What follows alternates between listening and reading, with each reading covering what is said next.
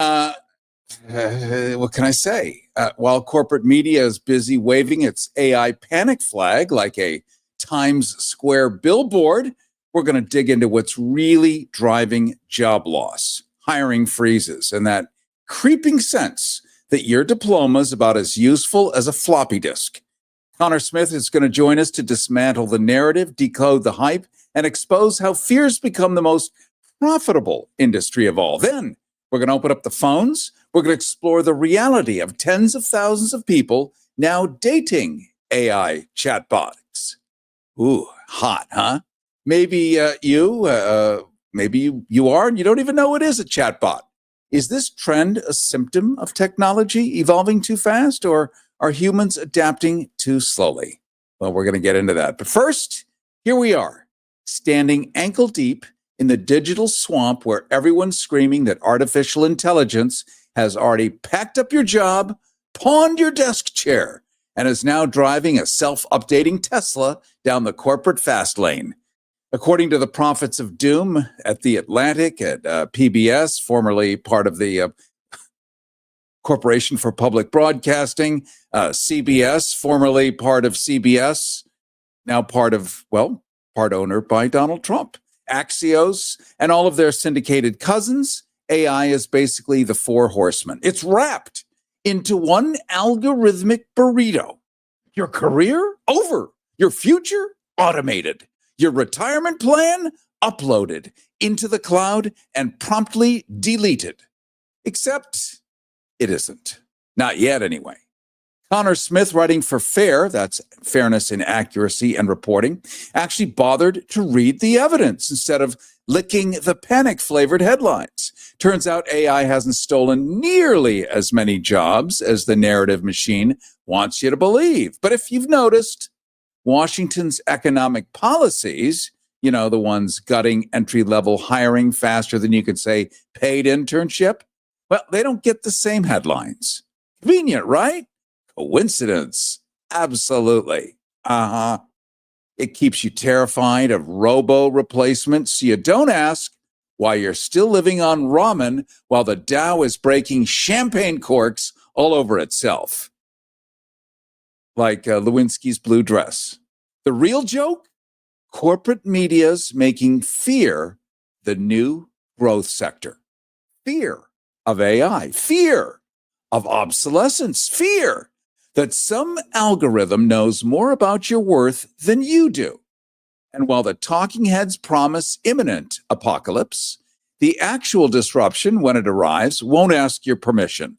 By then, you're going to be too busy scanning Indeed for entry-level philosopher, 4 years experience required, $13 an hour. So today, we've got Connor Smith, a man willing to call out this techno-hysteria while peeling back the ideological duct tape corporate media slaps over policy failures. He's in Brooklyn. Connor Smith, a graduate student in economics at John Jay College and co-host of the podcast, The History Onion. Connor Smith, I want to welcome you to the Carrie Harrison Files. Thanks for having me. Glad to have you here, and it's good to have somebody who's not 500,000 years old try to tell us about AI, because it's a waste of time. You, my friend, you have come up to the conclusion that AI is an appealing story to tell, both to audiences and news outlets. Why is that? Yeah, so I think that AI is easy for a lot of people to fear in the same way that we might fear an alien invasion. And it's this large enemy that people can get behind as something that is doing many evil things. And specifically in the story that I was covering and that I was trying to pull apart, at least to some degree, that it's attacking jobs and the labor market for especially entry-level recent college grads. So I think this is a very appealing story just because it's very scary, it's very sensationalistic. It has all the sort of attributes that the media loves. Let's jump in here, Connor Smith, because you are within the age range, as we say in LA, Nobody actually has an age in LA. You have an age range. I play between 40, but you are of the age range where this matters, where you come out of college with a master's or whatever, and you are ready to go kick ass, become CEO of a large corporation, take over, and in 1 year, you're a multimillionaire, just like they promised. But it's not AI blocking you. It's the fact that it seems corporations are using the pretext of imminent clobbering robots to simply save a whole lot of money and not hire anybody. Carrie Harrison with you, asking you, are you ready for a magical winter escape? Well, Heat Travel is inviting you to immerse yourself in the heartwarming spirit of the holidays by exploring the enchanting Christmas markets in Germany, Austria, France, and Switzerland. Now you can indulge in the aromatic delights of spiced mulled wine, sizzling bratwurst, and delectable gingerbread cookies. Discover the vibrant festivities as each market exudes its own charm. Experience the magic of the season, surrounded by the infectious joy, the twinkling lights, and traditional music that make European Christmas markets an unforgettable holiday experience. This winter, let Heat Travel make Europe your holiday destination and create cherished memories that will last a lifetime.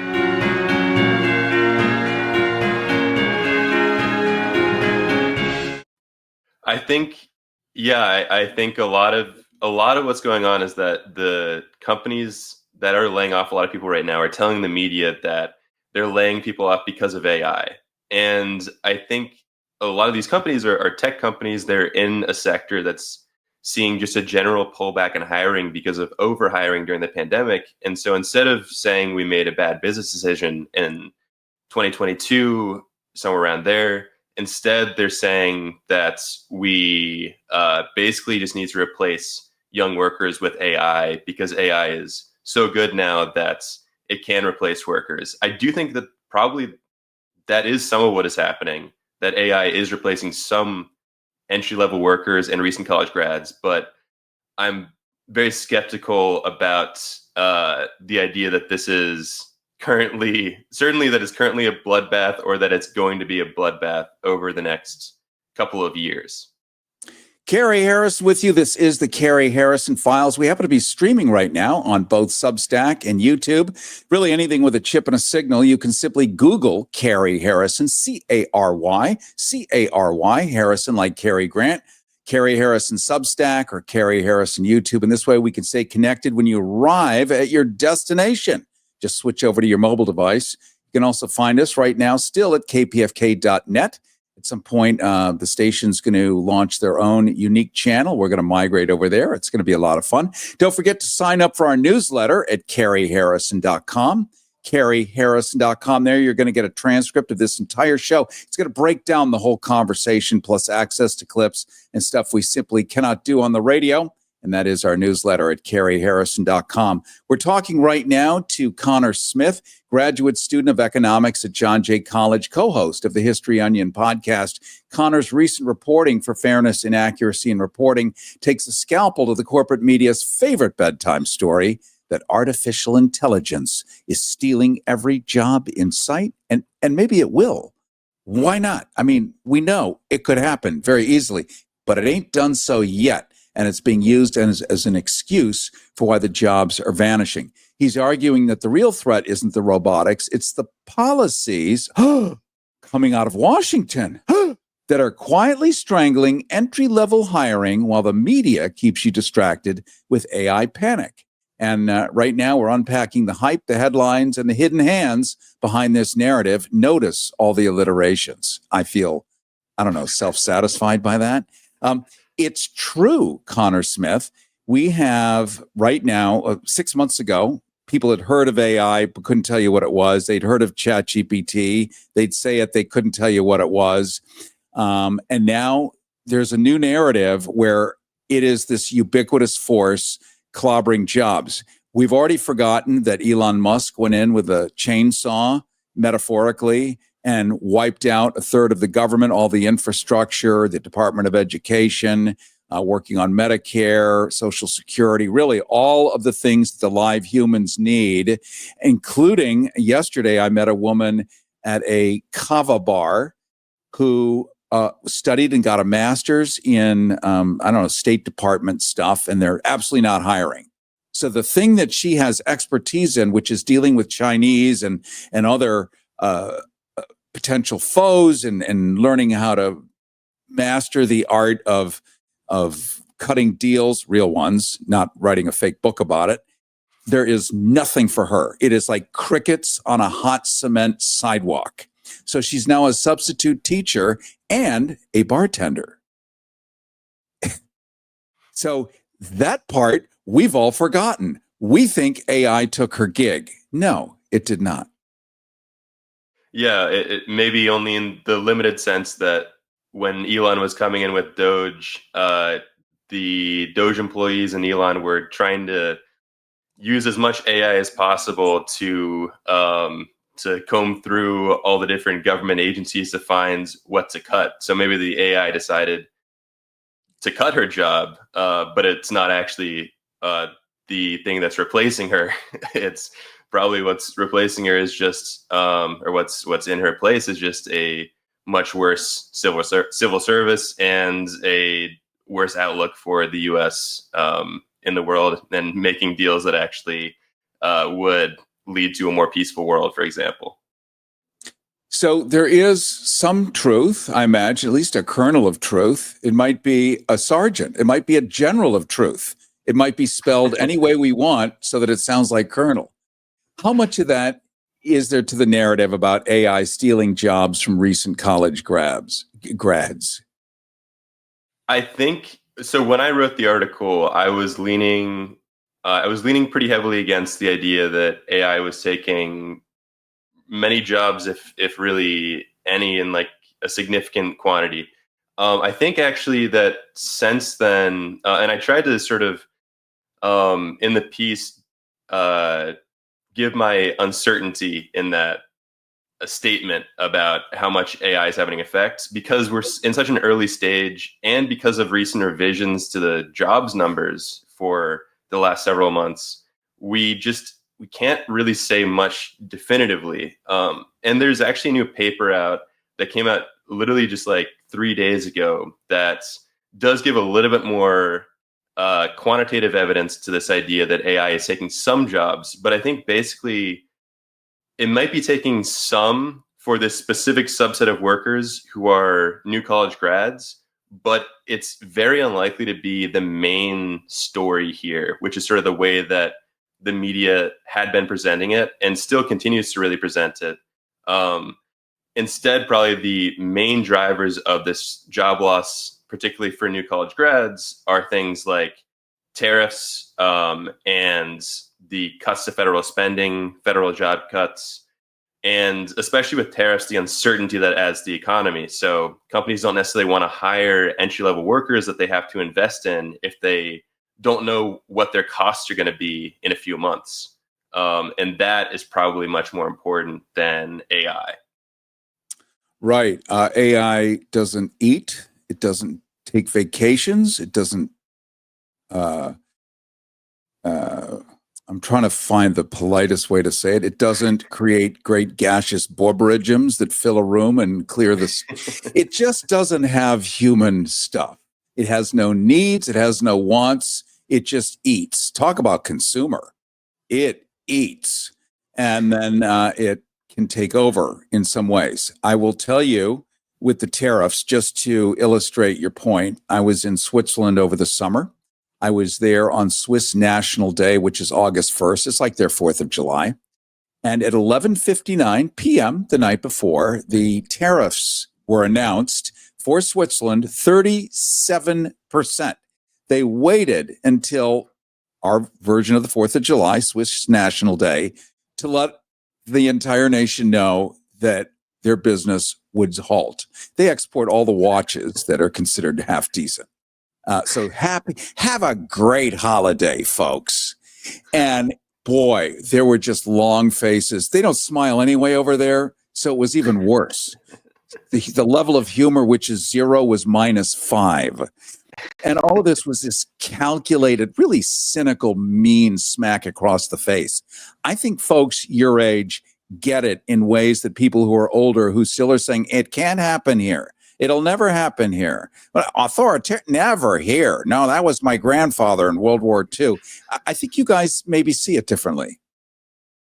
Yeah, I think we have come of age in a period of a lot of political instability, and the wrong side, the more authoritarian side, is actually the side that's really winning this time in a clearer way than, for instance, was the case in the 60s. I don't think that it was as I think although the chaos was probably was definitely worse in the 60s in a lot of ways, with, for example, the level of assassinations that were happening to political figures. Right now, it's just sort of a depressing time of watching the Democratic Party, sort of the amount that remains of its courage just be sapped at the same time as the Republican Party continues its march forward. And that was the tide just couldn't have shifted so rapidly back in the 60s when the Democrats had been so dominant for so many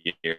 If you're living with diabetes and using insulin, you know the pain of pricking your fingers over and over again. Ouch! Well, by wearing a small remote device called a continuous glucose monitor, or CGM, call now and get free shipping of your new CGM, plus we'll bill your insurance for you. 877-282-8102. That's 877-282-8102. 877-282-8102. 877-282-8102. Now the Democrats are sort of, and there's this basically feeling, I think, among young people that, well, the liberal side is sort of doomed, and the authoritarian right sort of just seems to have its time. I think there's reason to be optimistic about pushing back against that, but yeah, I think we're just like grown up. We've grown up in a much different sort of political environment than a lot of previous generations. We're talking to Connor Smith, and he's a graduate student of economics at John Jay College, co-host of the History Onion podcast. We've been primarily talking about his recent report in Fairness and Accuracy in Reporting, which takes a scalpel to the corporate media's favorite bedtime story that artificial intelligence has actually stolen all the jobs that you no longer see. And we find out that it's actually the government stopped hiring, corporations stopped hiring because they can't hire live humans that have 401ks, that have health insurance when the tariffs go up and down, and nobody can plan for the future. Therefore, you don't plan for the future. And you, the job seeker, are the future. But we're not allowed to have this conversation. That's why we're having it right here, right now, uniquely. Thanks to Connor Smith. And I would ask you, in your age, I have no idea what's your age range? What age range do you play? I play maybe 25 to 30. I'm 26. Okay. He plays 25 to everyone in LA will go, okay, I get that. So you never grew up with Mayor Daley of Chicago, the original one, or the old swaggering, but you know about them historically anyway, to some degree. To some degree, yes. Yeah. The Democratic Party once had a spine. It was even erect. It was something to see. And now we have the opposite. And I imagine your age range from 25 to 30 is going, but isn't this party supposed to defend all of us and stand? I mean, you're yelling as loud as anybody else. What do you think the reason is? Because we're all asking the question, why the absolute flaccidity in doing something that's so obvious in front of them? What do you think it is?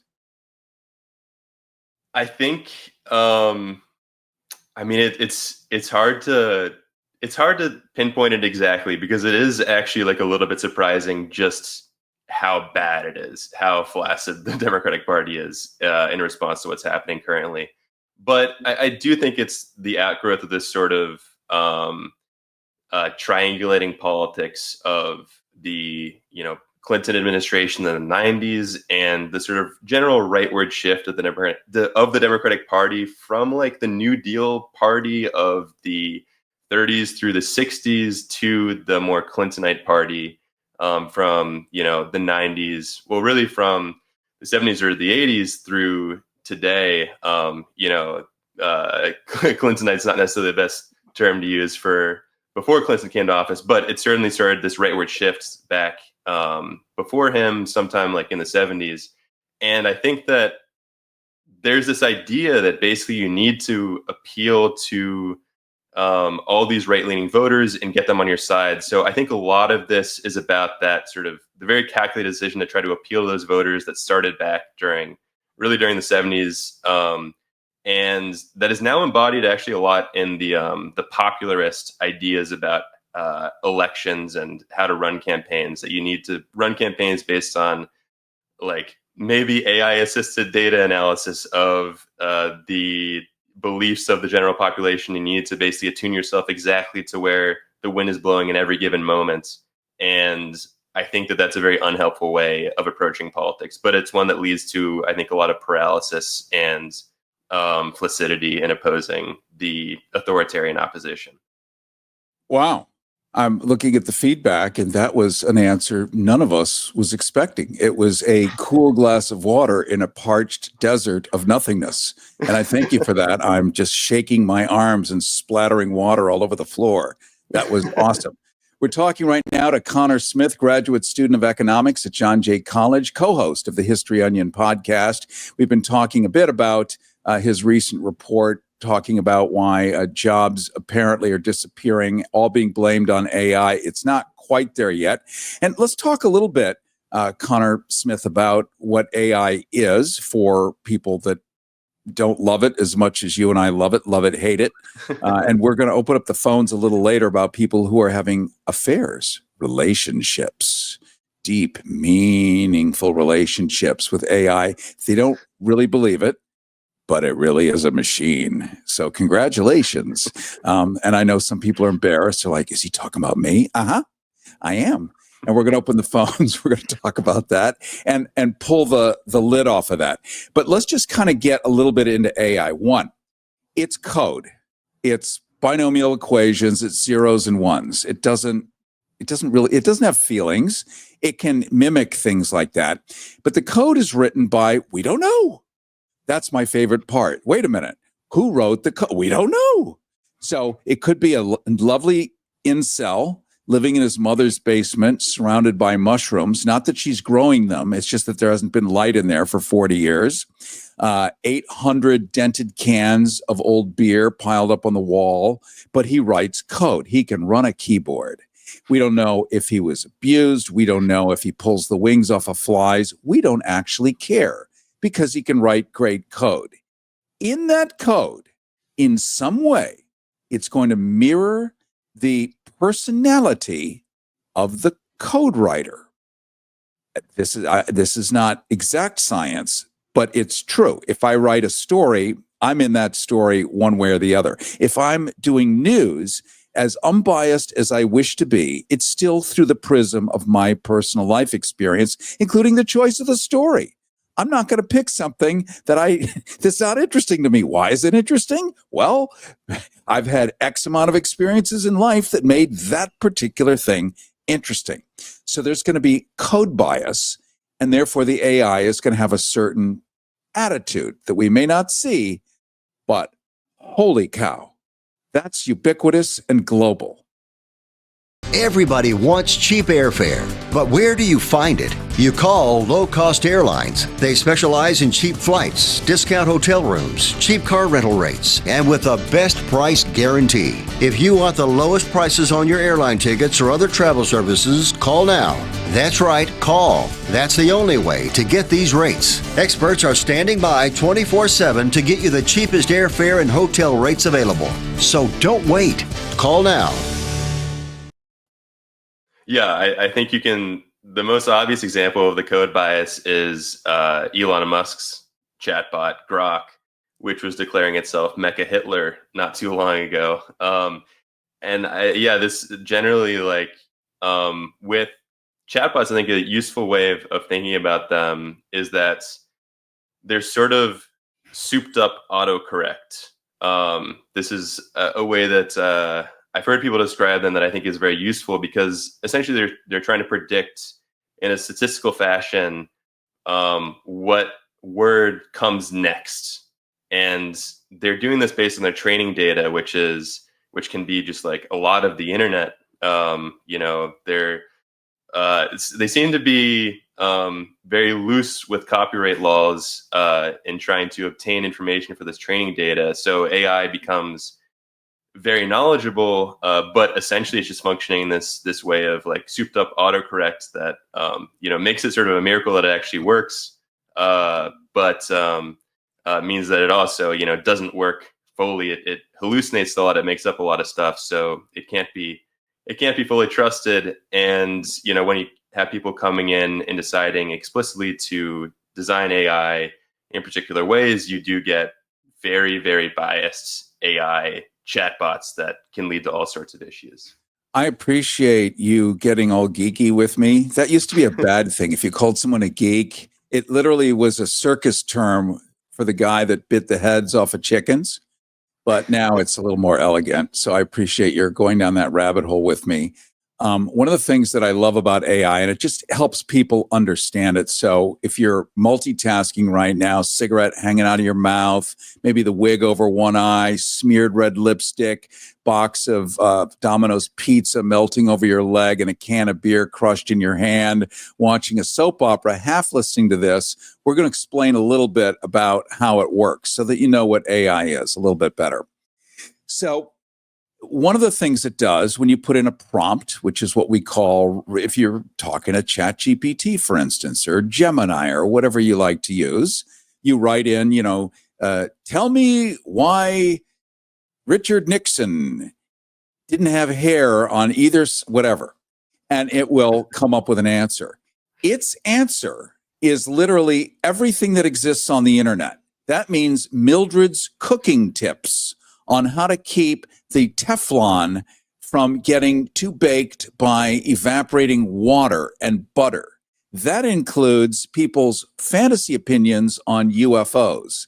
It literally takes everything that exists, synthesizes it, and tries to put it in your answer. This is why Connor's saying it hallucinates, because it's pulling everything. It is not the World Book Encyclopedia pulling what we would consider verified facts. Because guess what? There is no editor-in-chief of the internet. That's right. There's no adult going, oh, no, you can't publish that. It's bullshit. It doesn't exist. Oh, no. Please publish it. It's beautiful. So AI literally scrapes 100% of nonsense. And that includes, and this is where Elon Musk comes into the picture, unlike Google, which is still somewhat independent, X, formerly known as Twitter, not independent. What did Elon Musk buy? Did he buy a social media platform? No. He bought the data.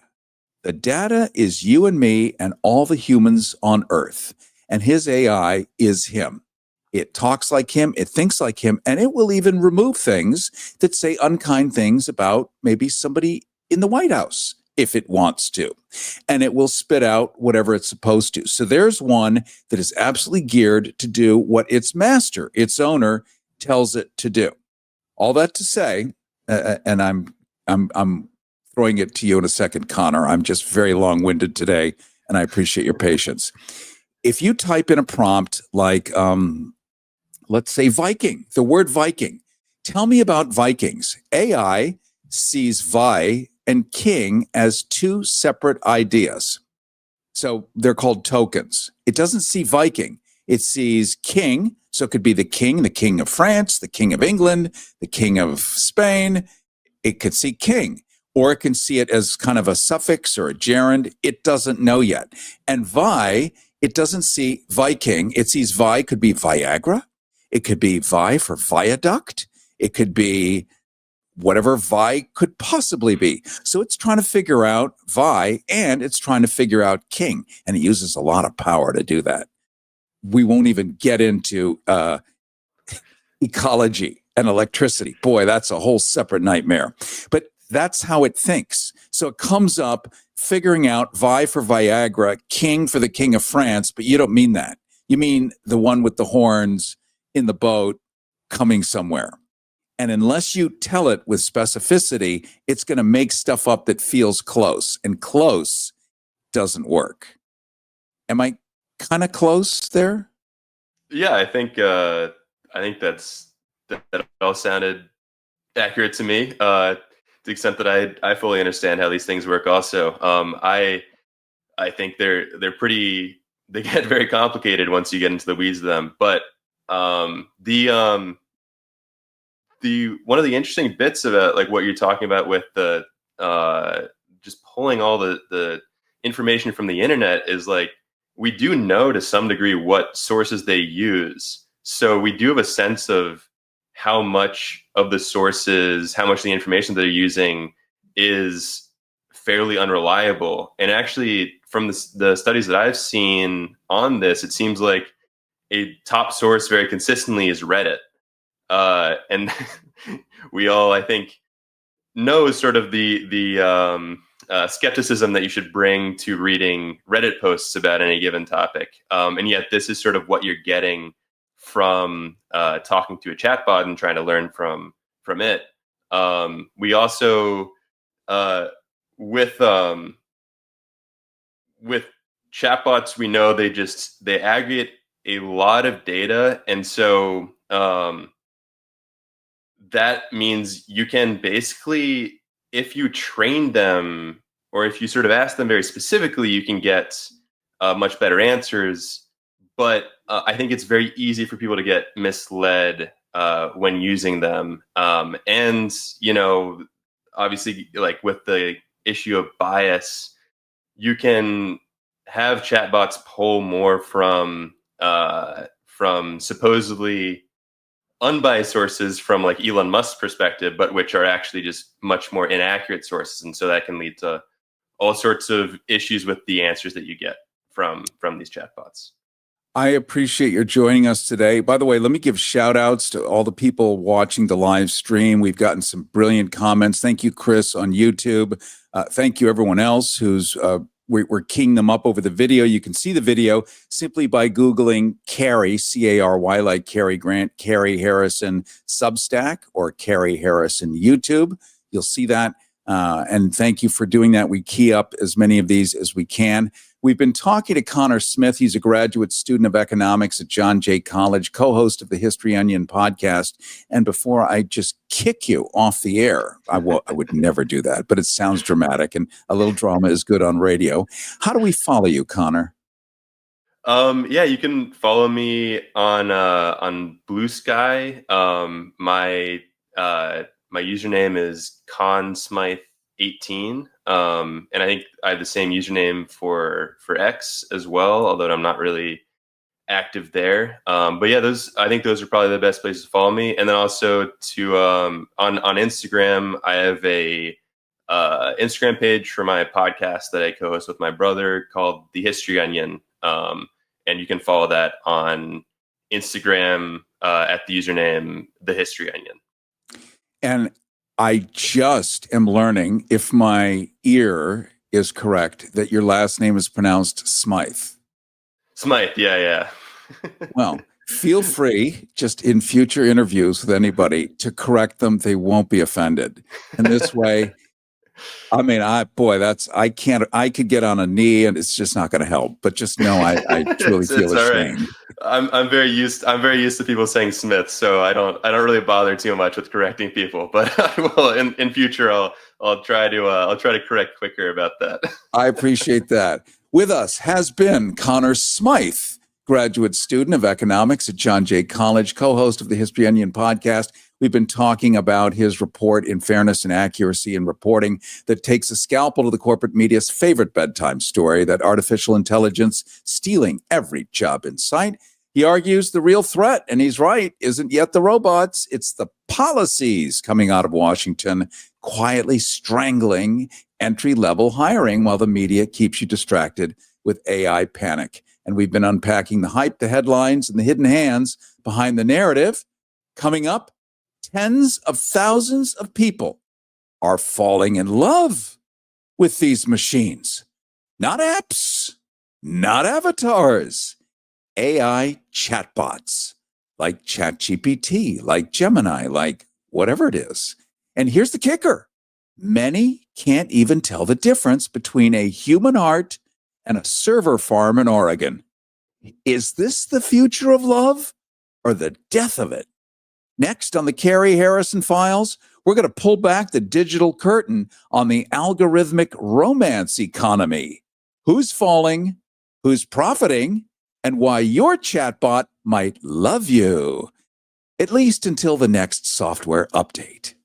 If you're living with diabetes and using insulin, you know the pain of pricking your fingers over and over again. Ouch! Well, by wearing a small remote device called a continuous glucose monitor, or CGM, call now and get free shipping of your new CGM, plus we'll bill your insurance for you. 877-282-8102. That's 877-282-8102. 877-282-8102. 877-282-8102.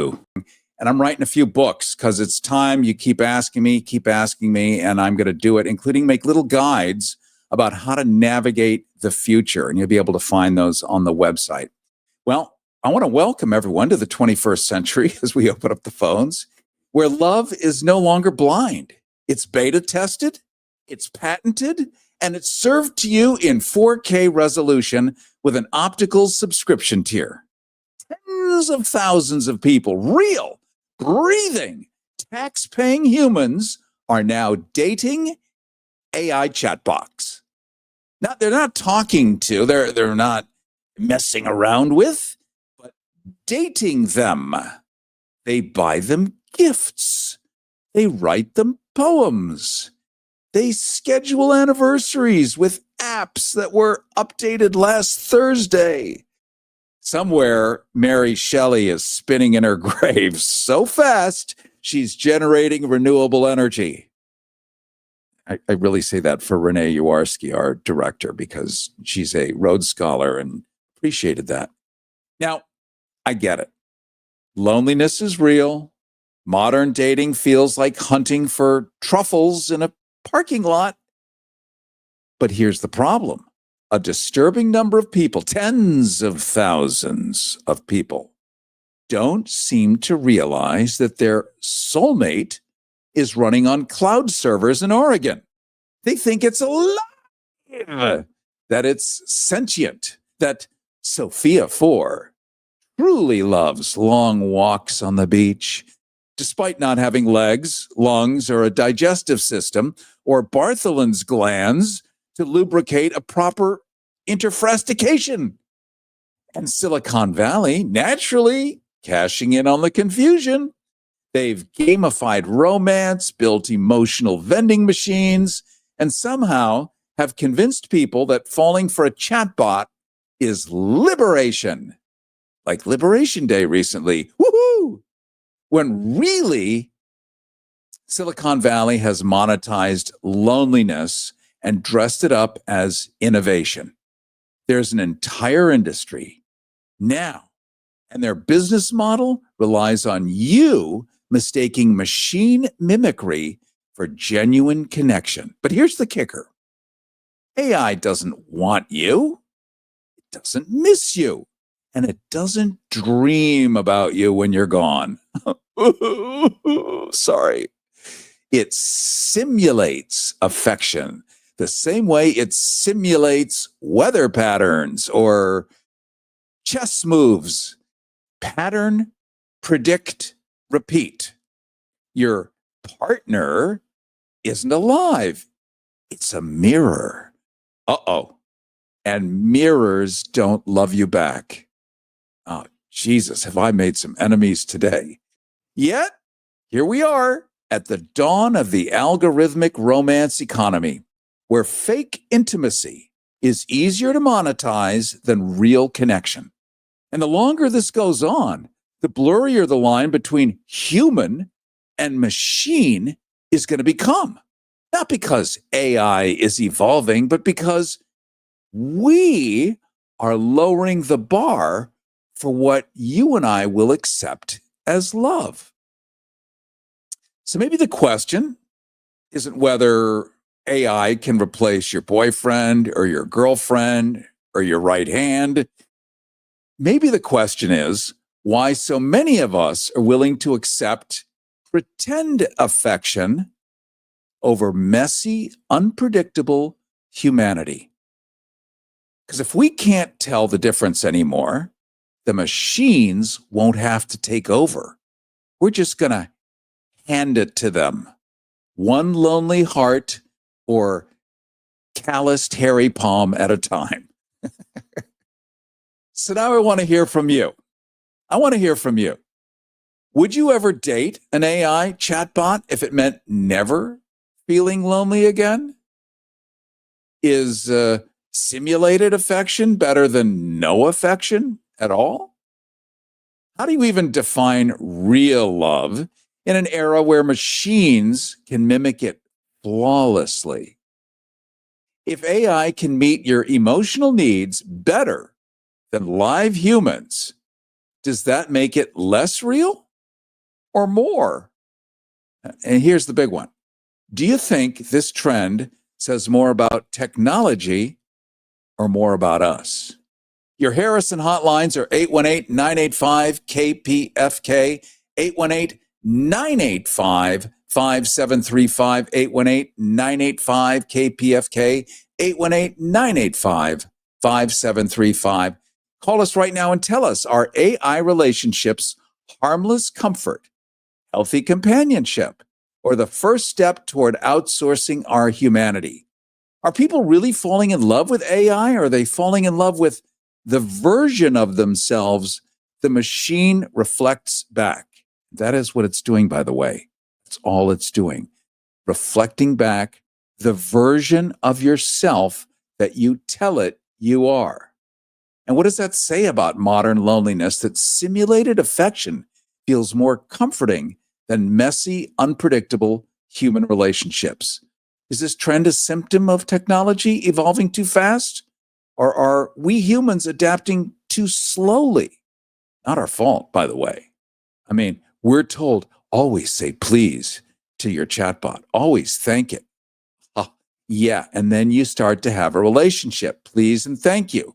Like at Starbucks. It's a machine. Saying please to a machine anthropomorphizes it. God, when was the last time I used that word? In other words, giving it human characteristics. Do you think this normalizes emotional isolation, where real relationships feel unnecessary anymore, even obsolete? 818-985-KPFK, 818-985-5735. Carrie Harrison with you, asking you, are you ready for a magical winter escape? Well, Heat Travel is inviting you to immerse yourself in the heartwarming spirit of the holidays by exploring the enchanting Christmas markets in Germany, Austria, France, and Switzerland. Now you can indulge in the aromatic delights of spiced mulled wine, sizzling bratwurst, and delectable gingerbread cookies. Discover the vibrant festivities as each market exudes its own charm. Experience the magic of the season, surrounded by the infectious joy, the twinkling lights, and traditional music that make European Christmas markets an unforgettable holiday experience. This winter, let Heat Travel make Europe your holiday destination and create cherished memories that will last a lifetime.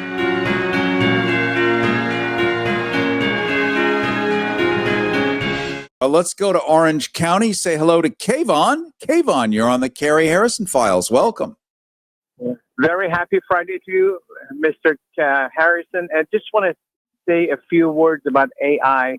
Unlike the other last caller, he just didn't get the point. He just rambled on. So here we go. I have a few words for AI, and I can tell this on air very politely. AI can go F itself for the eternity. F them. And thank you very much. I'm off the air. You're the best. I love it. There was just a comment on YouTube that just followed that. Renee, if you could throw that up again. For those of you not being able to see this, you can just grab your phone, your iPad, your tablet, your computer, whatever. You can watch us live streaming right now on YouTube. Simply Google Carrie, C-A-R-Y, Harrison YouTube, or Substack. I have a Substack, Carrie Harrison Substack, and there you'll see the live video streaming right now, and you'll be able to see the comments of your fellow listeners or viewers. A lot of them that are in their 20s tend to be doing the stream. A lot of us that play an age range of, say, 40 plus, use our ears. This one says, hosts should block such routine calls without content. Thanks. Okay, and that's from Kareem. Yes, I think that's a good idea. We used to call that in regular talk radio chronics, a chronic caller. And chronics were only allowed on once a week because we knew who they were. And it was like a broken record. So, that really is up to the board op. I don't control that, but I think it's a great conversation. Nothing against that, but it is the same thing over and over again. And if it's new and different, then new and different is okay. But yeah, chronic callers, not good for radio. Not good for radio. All right, let's say hi to Stephen. Stephen, you're on the Carrie Harrison Files. Welcome. Hello, Stephen. Hello. Hey there. Am I talking to myself or am I talking to Carrie? You're talking to me. And I'm hearing phone ringing in the background. Not anymore. Hopefully not. But you're up. Oh, thank you. That's part of the problem with all of this computerized stuff. All of a sudden I heard a phone ringing and all that stuff. But anyway, I just wanted to try and verify with you the name of the guy you had on earlier that you said was Smith, but he said it was Smythe. Yes. Now, was there some place where it was spelled with a Y? Yes, it's spelled with a Y, which can be Smith or Smythe. In England, it's Smythe. In America, it's often Smith. But thankfully, we caught that, and I, supplicated myself with shame and corrected it. So it's Connor, okay, thanks for N-O-R. I actually kind of went online to try and find that at the KPFK website under your section of it to see if they listed who the people that were being interviewed was, and I couldn't find that. So I just decided I'd take a shot and call in. So there's still a whole bunch of uncertainty out there. I know. And as things advance, we do have a guy named Ace who is an ace. And I know that he's keen on being able to provide all of this stuff online. So I'd like to think it's going to happen that way sometime soon. So thank you for that input, because it just is a little nudge in the rear end to get it done. And it's SMYTHCONOR, SMYTH, Connor Smith. Okay, thanks for clearing that up. All right, my friend. Have a great day, okay? You too. Bye-bye. All right, see you later. That opens up a line at 818-985-KPFK, your Harrison hotlines, 818-985-5735. Before we go to the next call, I'm going to play you. This was from 1965. There was a guy named Alan Sherman who did sort of like Weird Al Yankovic, but he was the first guy to really ever do this. And in 1965, they were worried, same way you saw Star Trek, 1965, that the computers were going to take over. You'll remember the Star Trek episode, Captain Dunsel, the floating computer on the bridge of the Enterprise, making all the decisions for Captain Kirk because it could think faster decisions, knew all the history of humankind since the beginning, so it could synthesize it, make the best decisions, and everyone nearly died, and they were able to shut it down. Well, this is 1965 when the computers are now starting to do things, and this guy does a song about it. This is how many years ago? Yeah, we're talking like 50, 60 years ago, what they thought was going to happen, and tell me if it's not exactly today, then we'll go to the phones. There's an RCA 503 standing next to me, dear, where you used to be. Doesn't have your smile, doesn't have your shape, just a bunch of punch cards and light bulbs and tape, dear. You're a girl who's soft, warm, and sweet. But you're only human, and that's obsolete. Though I'm very fond of that new 503. Dear, automation's not for me. It was automation, I'm told. That's why I got fired and I'm out in the cold. How could I have known when the 503 started into blink? It was winking at me, dear. I thought it was just some mishap when it sidled over and sat on my lap. But when it said I love you and gave me a hug, dear, that's when I pulled out its plug. This is the Carrie Harrison Files. CarrieHarrison.com. And it is the Carrie Harrison Files, CarrieHarrison.com. Let's go next. I mean, look at that, 1965. Does that nail exactly where we are today? Go to JP. You're on the Carrie Harrison Files. Welcome. You're up, my friend. Anyway, so I noticed people have a relationship with the computer anyway.